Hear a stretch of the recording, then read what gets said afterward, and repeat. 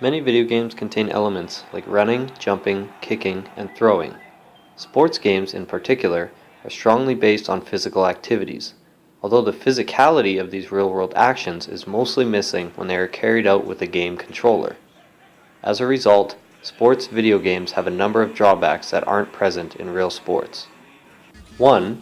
While real-world athletes can spend much of their lives training to improve every aspect of their performance, there are far fewer areas in a sports video game where a player can improve their performance.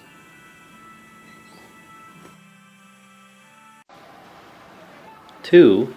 By necessity, athletes usually develop specialized skill sets that make them quite different from one another, while there is little differentiation between players of a sports video game.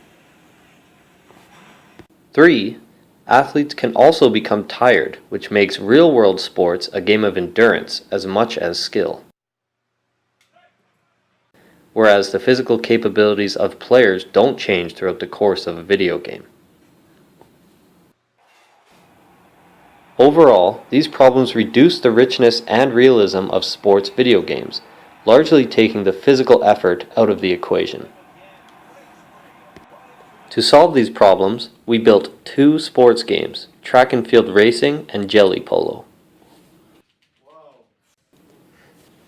In track and field racing, two players compete in a race, and the first player to the finish line wins. Players alternate between buttons using only 2 fingers. The faster you alternate, the faster your character moves. As a result of this movement scheme, players will perform very differently based on their capabilities. Also, their performance degrades over time. In jelly polo, players are grouped into teams of 3 and play a top-down 2D game similar to soccer or hockey. Unlike most sports games, movement is not rate-based, requiring a player to continuously flick the left stick in the desired direction to move. Players use the right stick to control an arm, which is used to pass, shoot, steal, and deke. Unlike many sports games, players must flick the right stick in the exact direction they want the ball to go, requiring precision for passes and effort for hard shots.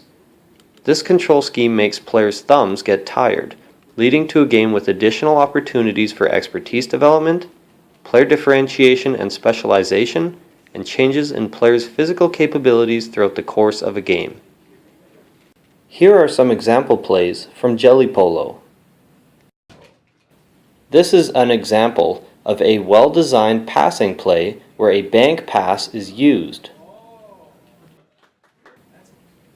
Here is a one-timer goal.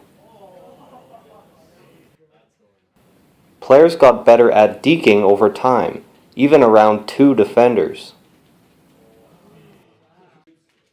Here, number 7 and number 3 switch positions without verbal communication. This happened a lot with these players. This was an expert strategy the blue team learned over time to make sure someone was always in the net. These examples are of players catching up to other players on a breakaway. This is a major difference between our game and traditional sports games. This is because our physicality design allows players to have different speeds.